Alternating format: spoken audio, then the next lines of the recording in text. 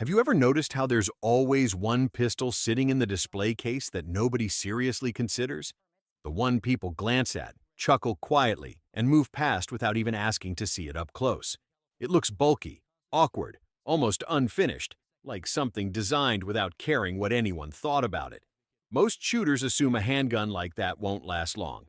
Maybe it works for a range trip or two. Maybe it ends up forgotten in a toolbox or glove compartment. Either way, nobody expects it to survive real round counts, and certainly not to stay running longer than pistols trusted by law enforcement across the country. But after thousands of rounds, something strange started happening. It kept cycling. 5,000 rounds passed. Then it crossed 10,000, while 3 different Glocks needed replacement parts along the way.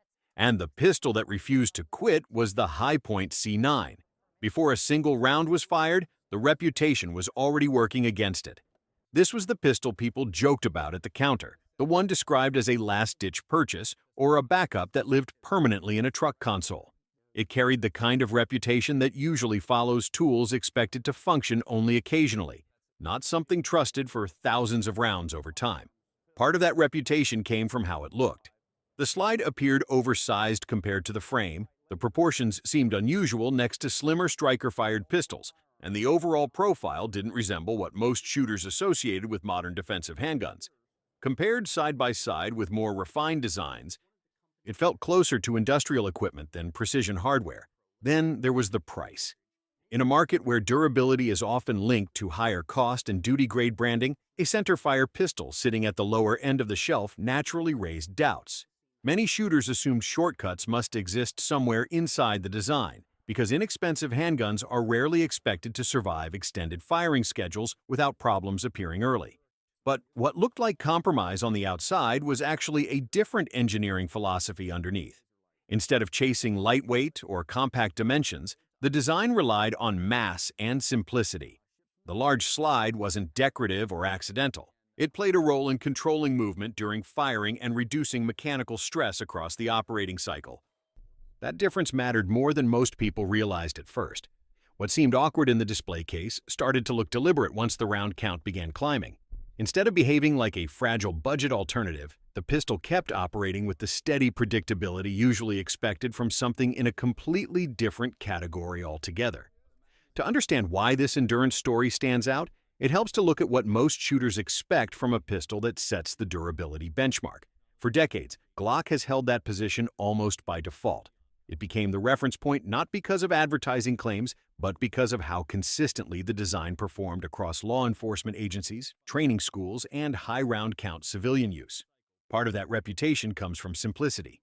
The internal layout uses relatively few moving components compared with older service pistols, and those parts are designed to tolerate extended firing schedules without demanding constant adjustment.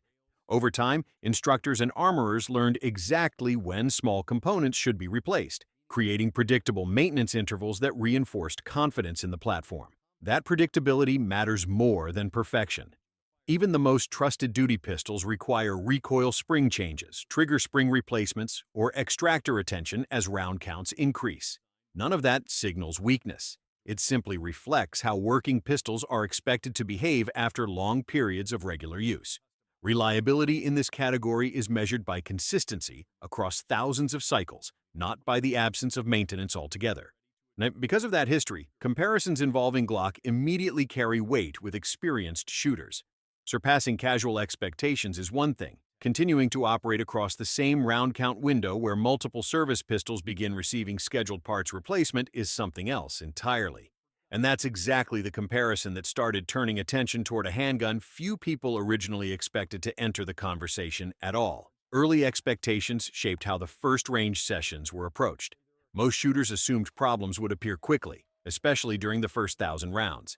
Feeding issues were predicted, magazines were watched closely, and attention stayed fixed on whether the slide would begin showing signs of premature wear. Instead, the pistol settled into a steady rhythm almost immediately, cycling standard full metal jacket ammunition without the hesitation many people anticipated.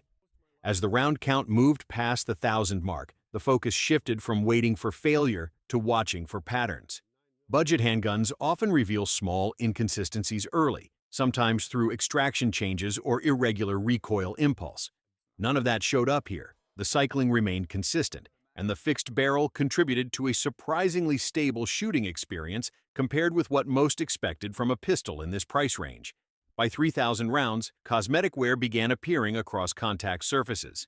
Finish loss around the slide rails became visible, and the magazines showed the kind of handling marks that usually signal the beginning of reliability questions. Yet, the pistol continued operating with the same mechanical routine it had shown from the start. Instead of slowing down, it simply kept moving through ammunition without requiring attention beyond normal cleaning. The 5,000 round mark is where expectations typically change for many shooters. That number represents a meaningful checkpoint because it often overlaps with the maintenance window where recoil springs or small internal components in duty pistols begin receiving scheduled replacement. Reaching that threshold without interruption didn't suddenly transform the pistol's reputation, but it made people pause and reconsider what they were seeing. At that stage, the surprise wasn't just that the handgun was still functioning, it was that nothing about its behavior suggested it was approaching a limit. And the same design many had dismissed as temporary was now operating deep into territory normally associated with service-grade reliability. Once the round count moved well past expectations, attention shifted from whether the pistol would fail to understand why it hadn't. The answer started with the operating system itself. Unlike many modern defensive pistols that rely on short recoil locking mechanisms, this design uses a straight blowback system. That approach removes several timing-sensitive interactions between moving parts, reducing the number of surfaces that must stay precisely aligned during firing. The fixed barrel plays an equally important role. Because it does not tilt or unlock during the firing cycle, alignment remains consistent from shot to shot, and there are fewer mechanical transitions occurring under pressure. Over time, fewer moving relationships inside the action can translate into fewer opportunities for small tolerance changes to interrupt reliability. What initially appeared outdated began to look intentionally durable. Slide mass also contributes more than most shooters expect at first glance. The large, heavy slide isn't simply a visual quirk. It slows the rearward movement of the action during firing and spreads recoil energy across a longer portion of the cycle. That change reduces stress on internal components and helps the pistol maintain predictable operation even as round counts increase. Another factor is the tolerance philosophy behind the design. Instead of prioritizing tight fit and minimal movement between parts, the pistol allows slightly more operational clearance. While that approach may not produce the refined feel associated with higher-end handguns, it creates additional resilience when debris, fouling, or inconsistent ammunition enter the equation. The result is a system that continues functioning even when conditions are less than ideal. Taken together, those choices form a pattern. The pistol wasn't engineered to compete on appearance or weight. It was engineered to keep cycling through conditions that might interrupt more delicate mechanisms over time. By the time the round count crossed 10,000, the conversation around the pistol had changed completely. Finish wear along the slide was obvious, edges looked smoother from repeated handling, and the magazines showed the kind of cosmetic fatigue expected after years of regular use. None of that was surprising. Now, what stood out was that the firing cycle still felt familiar and predictable, with no sign that the pistol was approaching the end of its working life. Reaching that milestone didn't mean the handgun had avoided wear, it meant the wear never turned into interruption. Throughout the same firing window, several service pistols operating alongside it reached the points where routine parts replacement became necessary to maintain their normal schedules. Springs were swapped, small components received attention, and maintenance followed the timelines shooters already expect from working defensive platforms. That difference is where the comparison began to matter. Outlasting 3 Glocks didn't suggest the platform was stronger or more advanced. It showed something simpler and more surprising. While other pistols followed their normal maintenance rhythm across the same round count window, this one continued operating without needing equivalent intervention to stay in the cycle. At 10,000 rounds, the reputation that followed it into the range no longer matched what it had demonstrated over time. The handgun that started as an afterthought had quietly moved into territory few people expected it to reach at all. At the beginning, this pistol looked like the easiest one in the case to dismiss. The shape felt awkward, the finish looked plain, and the price suggested it belonged in a completely different category from the duty handguns most shooters rely on. Nothing about it hinted at long-term endurance. 10,000 rounds later, that first impression no longer matched reality. The pistol hadn't become refined or elegant along the way, but it proved something more important. It kept cycling through a round count window where many shooters expect maintenance to become part of the routine.